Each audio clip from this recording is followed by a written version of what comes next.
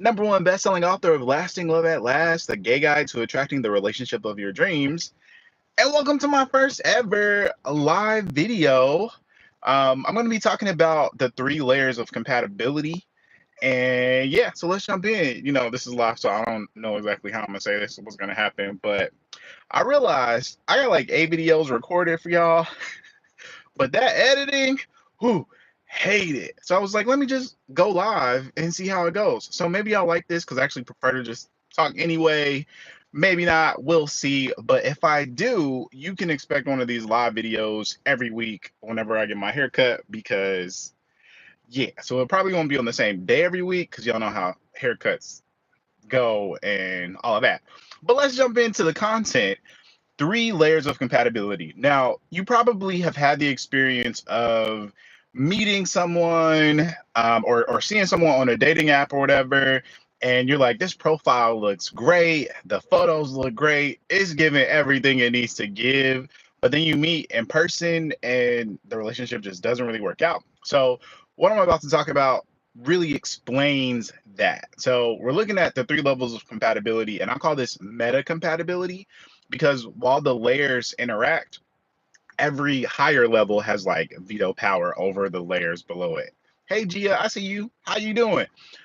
So that's what we're talking about, meta compatibility. The first layer of compatibility is called nature. So this is like your factory settings on a psychological level. So like your instincts, your personality, like all those things, right? Your intelligence, everything that you're born with.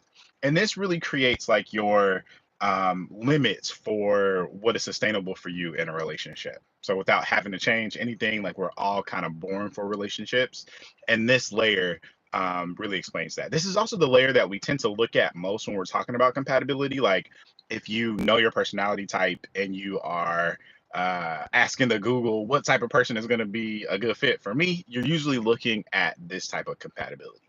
Layer two is going to be nurture. So this is all the ways that you have learned to adjust or adapt to your environment that are beyond what your factory settings kind of give you the space for. So you can think about this as like your culture, your conditioning, your dating skills, your attachment style, right? Any of the let's call these software patches that help you adjust and adapt to the world around you. So that's layer two.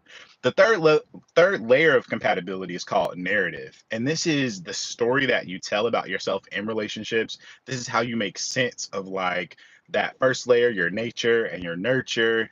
And what's really interesting is this is the most important layer of compatibility from like a decision making perspective because the story you tell about your relationships really dictates who you will cast into that story. So this is going to include like your romantic archetype, your polarity preferences, like what type of power dynamics you want in a relationship, all of that. And if a person doesn't match the script that you already have in your head about how the relationship story is supposed to go, then you'll be like, I'm not feeling it. It's not a great fit for me, right?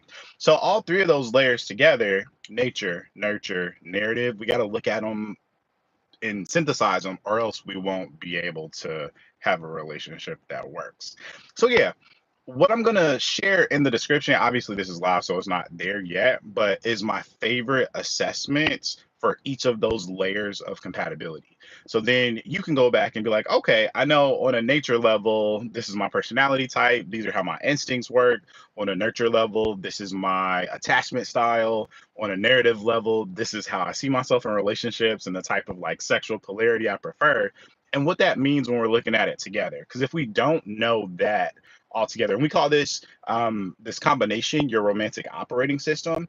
If you don't understand your operating system, it's kind of impossible to find someone else who's compatible because you don't know what questions to ask, and then that ends up creating the situation where you might have a list of 100+ qualities and traits about the perfect partner, but like it doesn't add up and play.